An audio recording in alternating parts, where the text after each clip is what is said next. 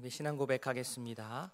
전능하사 천지를 만드신 하나님 아버지를 내가 믿사오며 그 외아들 우리 주 예수 그리스도를 믿사오니 이는 성령으로 잉태하사 동정녀 마리아에게 나시고 본디오 빌라도에게 고난을 받으사 십자가에 못 박혀 죽으시고 장사한 지 사흘 만에 죽은 자 가운데서 다시 살아나시며 하늘에 오르사 전능하신 하나님 우편에 앉아 계시다가 저리로서 산자와 죽은 자를 심판하러 오시리라. 성령을 믿사오며 거룩한 공회와 성도가 서로 교통하는 것과 죄를 사하여 주시는 것과 몸이 다시 사는 것과 영원히 사는 것을 믿사옵나이다. 아멘.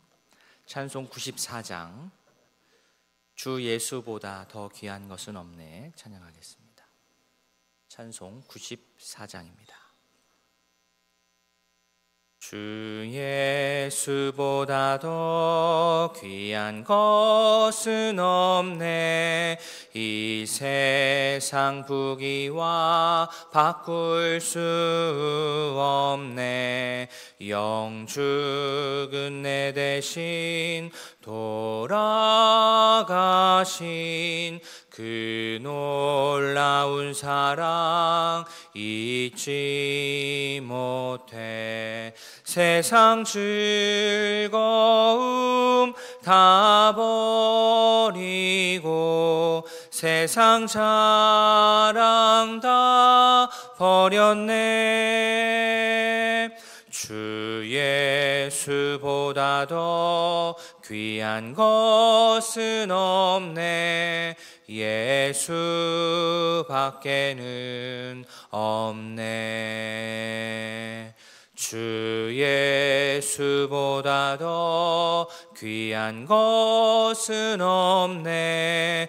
이 세상 명예와 바꿀 수 없네. 이전에 즐기던 세상 일도 주 사랑하는 마음 뺏지 못해.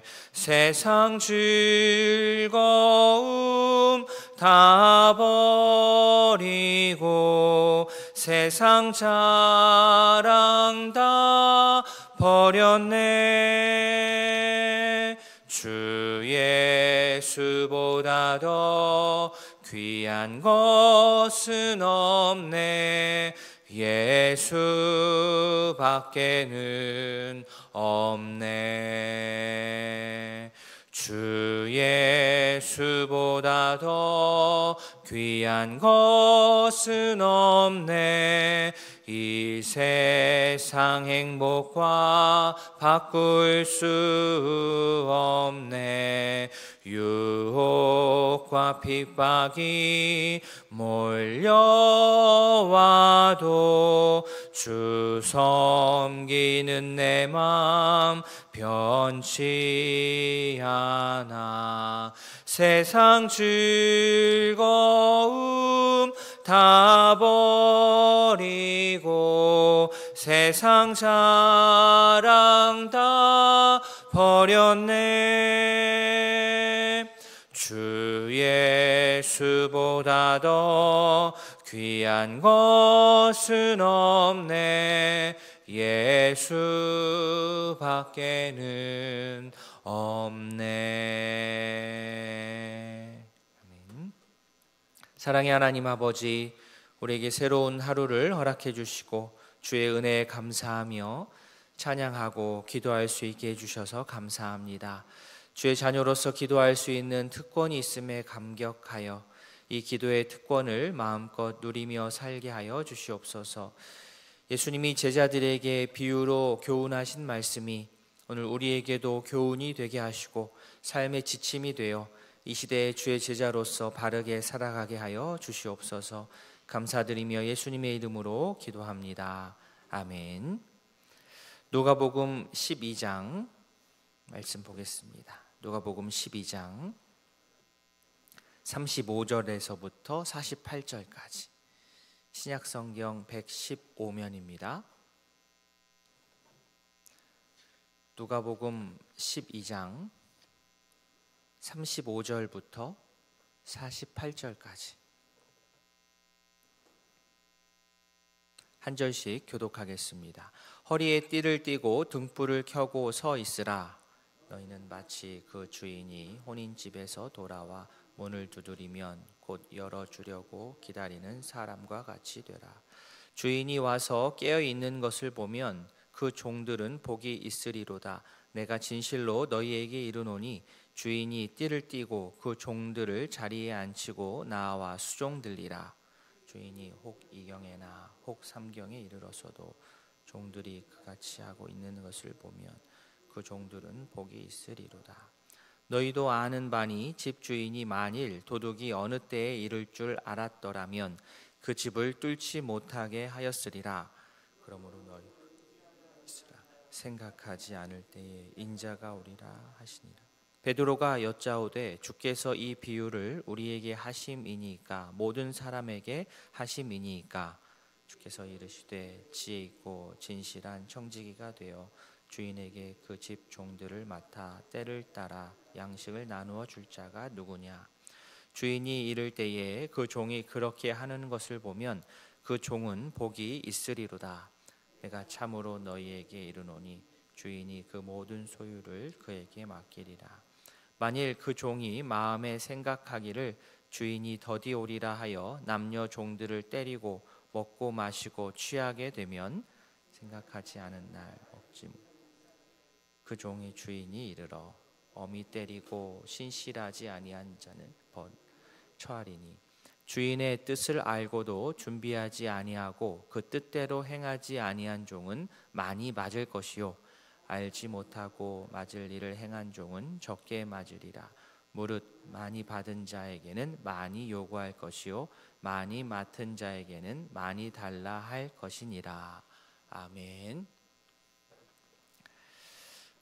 우리 사람에게 준비성이 좋다라는 말은 큰 칭찬입니다. 지혜로우면서도 또 부지런해야 됩니다. 이 두 가지가 있어야죠. 준비성이 좋다 그러면 지혜로워야 되고 또 부지런해야 이 준비를 잘할 수 있습니다. 예수님은 오늘 본문 말씀에서 제자들에게 하시는 말씀인데 잘 준비하라라고 권면하셨습니다. 제자는, 성도는 무엇을 준비하느냐? 예수님의 다시 오심을 준비해야 됩니다. 준비 자세가 35절에 나옵니다. 허리에 띠를 띠고 등불을 켜고 서 있으라. 이것이 제자의 준비 자세, 또 지금의 우리 성도의 준비 자세입니다. 그래서 허리에 띠를 띈다라는 것은 허리를 준비하라, 직역하면 허리를 준비하라 이런 뜻으로 어떤 목적을 위해 즉시 움직일 수 있도록 기동력을 갖춘 그러한 상태를 말합니다. 마치 군에서 비상대기 하고 있는 모습입니다. 이때는 쉴 때 쉬더라도 전투복을 다 입고 군장도 다 싸놓고 출동 준비를 하고 쉬어야 합니다. 출동 명령이 떨어지면 곧바로 출동을 해야 되기 때문입니다. 첫 번째는 허리띠, 두 번째는 등불입니다.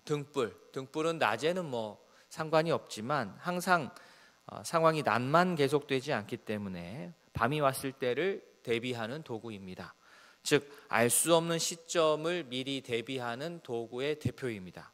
즉 예수님의 제자는 허리에 띠를 띠고 등불을 켜고 있어야 합니다. 언제까지요? 예수님께서 다시 이 땅에 오실 때까지 우리는 이 자세를 우리 마음으로 준비를 해야 합니다. 예수님이 이 교훈을 깊이 전달하기 위해서 무려 3가지의 비유의 말씀을 오늘 저희가 읽은 데에는 비유가 3가지가 쭉 나오거든요. 첫 번째 비유가 뭐냐면 주인이 혼인집에 갔다가 돌아와서 문을 두드리면 종은 대기했다가 문을 열어주어야 합니다. 근데 여기서 주인은 그냥 주인이 아니라 신랑입니다. 신랑이 신부집에서 혼인잔치를 마치고 신부와 함께 자기의 원래 집으로 돌아왔습니다. 주인이 이렇게 혼인집에서 돌아오면 당연히 종은 제때 주인이 왔을 때 문을 열어줘야 되죠. 문을 두드리면 열어줘야 됩니다. 그런데 주인이 언제 다시 집으로 돌아올지 정확히 모른다는 것, 이것이 핵심입니다. 내가 언제 딱 올게 이게 아니라 주인이 정확하게 오는 시각을 모르니까 종은 어떻게 해야 됩니까? 종은 뭐 나는 언제 올지 모르니까 문 열어주는 거 그렇게 준비 안 해도 돼, 이게 아니라 정확한 시각은 몰라도 주인이 온다는 것은 분명한 사실이기 때문에 주인 맞을 준비를 항상 하는 것이 성실한, 준비성이 좋은 종의 태도입니다. 예수님께서 제자들이 원하는 모습이 바로 이러한 모습입니다. 주인이 왔는데 종들이 깨어 주인 맞을 준비를 잘 하고 있다라고 한다면 그 종들은 칭찬받을 만하죠. 복된 종, 오늘 본문에서 복되다, 복된 종이다. 그 종은 주인으로부터 칭찬을 듣는 것도 물론이거니와 그 주인은요, 오히려 그렇게 되면 이 위치를 바꿨어요. 자신을 잘 맞아준 종들을 이제 안 치고 자기가, 주인이 종들을 친히 수종든다 했습니다. 이거 엄청난 거 아닙니까? 엄청난 칭찬이고 보상이죠. 물론 현실에서는 잘 일어나지 않는 일이긴 합니다. 당시에는 더더욱. 아무리 그래도 주인이 종의 수종을 드는 일은 예수님 당시에는 없었습니다. 그러나 비유니까 가능합니다. 이 정도로 하겠다.